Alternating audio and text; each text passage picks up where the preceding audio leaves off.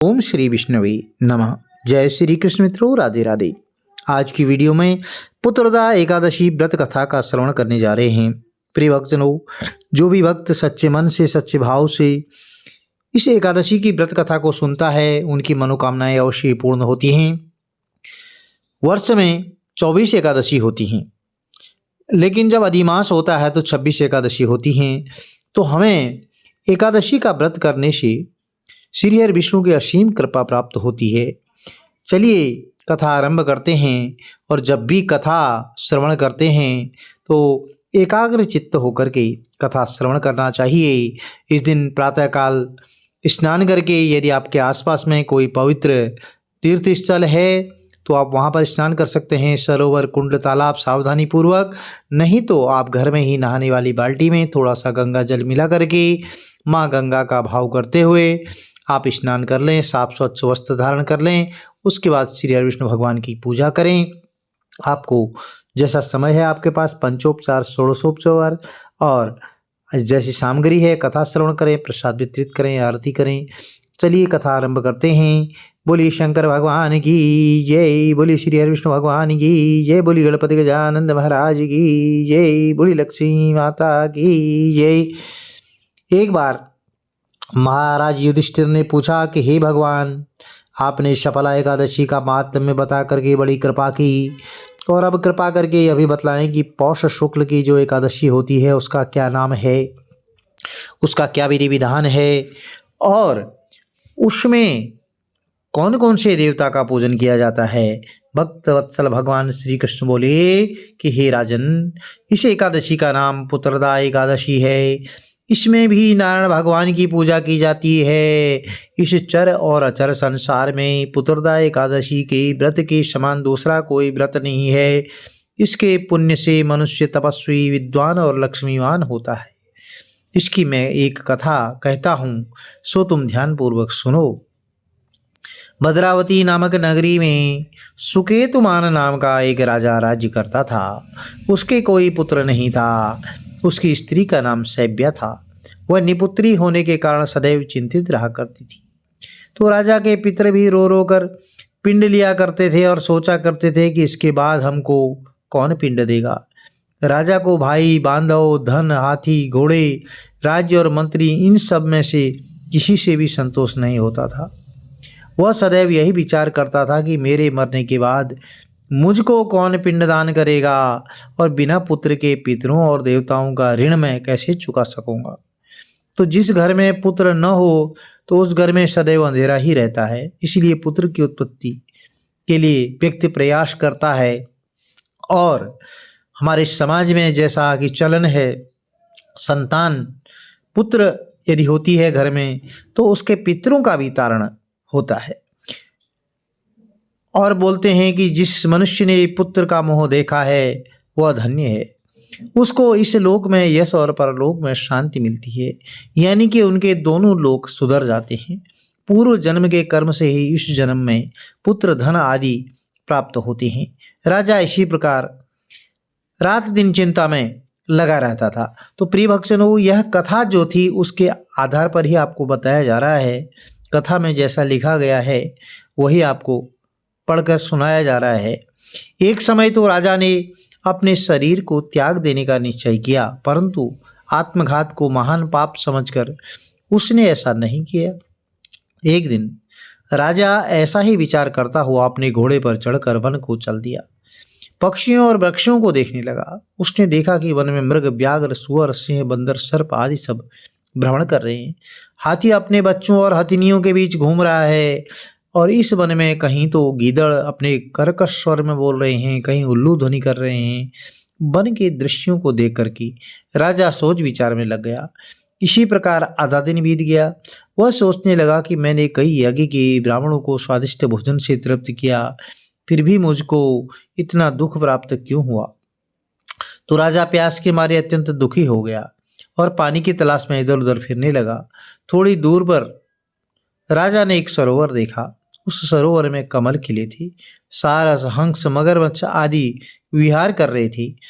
उस सरोवर के चारों तरफ मुनियों के आश्रम बने हुए थे। उसी समय राजा के दाहिने अंग फड़कने लगे और राजा शुभ शकुन समझकर घोड़े से उतरकर मुनियों को दंडवत प्रणाम करके बैठ गया। राजा को देखकर मुनियों ने कहा, हे राजन, हम तुमसे अत्यंत प्रसन्न हैं, तुम्हारी क्या इच्छा है सो कहो। तो राजा ने पूछा, महाराज आप कौन हैं और किस लिए यहाँ आए हैं, कृपा करके बताएं। तो मुनि कहने लगे कि हे राजन, आज संतान देने वाली पुत्रदा एकादशी है, हम लोग विश्वदेव हैं और इस सरोवर में स्नान करने के लिए आए हैं। यह सुनकर राजा कहने लगा कि महाराज मेरे भी कोई संतान नहीं है, यदि आप मुझ पर प्रसन्न हैं तो एक पुत्र का वरदान दीजिए। तो मुनि बोले, हे राजन, आज पुत्रदा एकादशी है, आप अवश्य ही इसका व्रत करें, भगवान की कृपा से अवश्य ही आपके घर में पुत्र रत्न की प्राप्ति होगी। तो मुनि के वचनों को सुनकर के राजा ने उसी दिन एकादशी का व्रत किया और द्वादशी को उसका पारण किया। इसके पश्चात मुनियों को प्रणाम करके महल में वापस आ गया। कुछ समय बीतने के बाद रानी ने गर्भ धारण किया और 9 महीने के पश्चात उनके एक पुत्र का जन्म हुआ। वह राजकुमार अत्यंत सूरवीर, यशस्वी और प्रजापालक हुआ। तो श्री कृष्ण भगवान बोले कि हे राजन, पुत्र की प्राप्ति के लिए पुत्रदा एकादशी का व्रत करना चाहिए। जो मनुष्य इस महात्म्य को पढ़ता है या सुनता है उसे अंत में स्वर्ग की प्राप्ति अवश्य होती है। तो प्रिय भक्तजनों, यह छोटी सी कहानी थी। यदि आपको कहानी अच्छी लगी तो चैनल को लाइक करें, शेयर करें, सब्सक्राइब करें, साथ में बेल आइकन अवश्य प्रेस कर दें, जिससे कि आने वाले वीडियोज़ की नोटिफिकेशंस आपको ठीक समय पर मिल सके। चलिए गणेश जी महाराज की कहानी आरंभ करते हैं। तो एक बार की बात है, भगवान गणेश जी एक चम्मच में थोड़े से चावल और दूध लेकर के नगर में फिरने लगे। उन्होंने सोचा कि देखो कौन मेरी इस चावल और दूध की खीर बनाता है।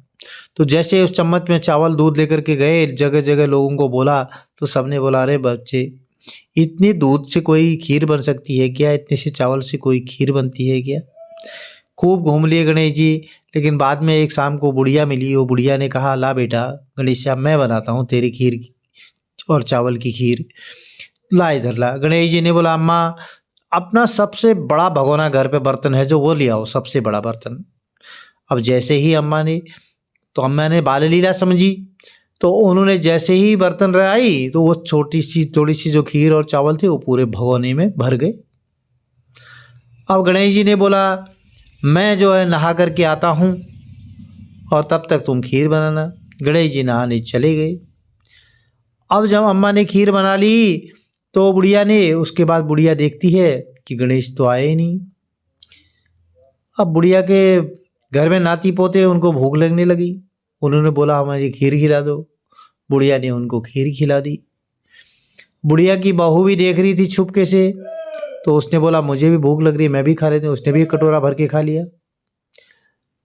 अब बुढ़िया ने सोचा, अब गणेश तो आ नहीं रहा है, पता नहीं कब आएगा। उसने कहा, मैं भी खा लेती हूँ, बहुत रात हो गई है, बहुत देर हो गई है।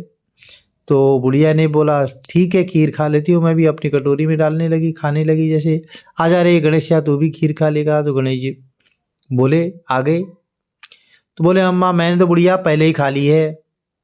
बोला, तूने कब खाई है। तो बोला, जब तूने अपने बेटे को, पोते को भोग लगाई तब मैंने खा ली, जब तेरी बहू ने खीर खाई तब मैंने खा ली थी। बुढ़िया ने पूछा, मैं इतनी सारी खीर का क्या करूंगी। इस पर गणेश जी बोले, सारे गांव को दावत दे दो। तो बुढ़िया ने बड़े प्यार से मन लगाकर खीर बनाई और खीर की भीनी भीनी मीठी मीठी खुशबू चारों दिशाओं में फैल गई।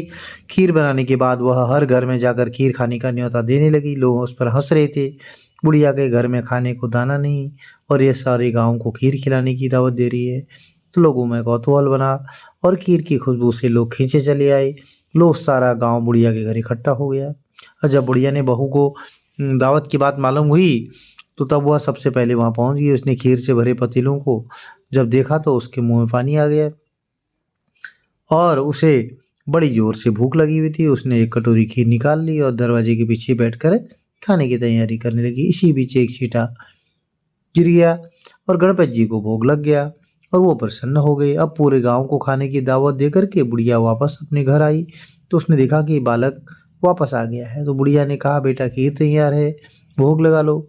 तो गणपति जी बोले, माँ भोग तो लग चुका है, मेरा पेट पूरी तरह से भर गया। अब मैं तृप्त हूँ, अब तुम खा लो, अपने परिवार गांव वालों को खूब खिलाओ। तो बुढ़िया ने कहा, यह तो बहुत ज़्यादा है, सबका पेट भर जाएगा, फिर भी बच जाएगी तो उस बची हुई खीर का मैं क्या करूँगी। तो इस पर गणेश जी बोले, उस बची हुई खीर को रात में अपने घर के कोनों पर दबा देना। ठीक है, बुढ़िया ने ऐसा ही किया। जब सारा गांव जी भर के खा चुका था, तब भी ढेर सारी खीर बच गई, तो उसने अपने पात्रों को अपने घर के चारों तरफ रख दिया।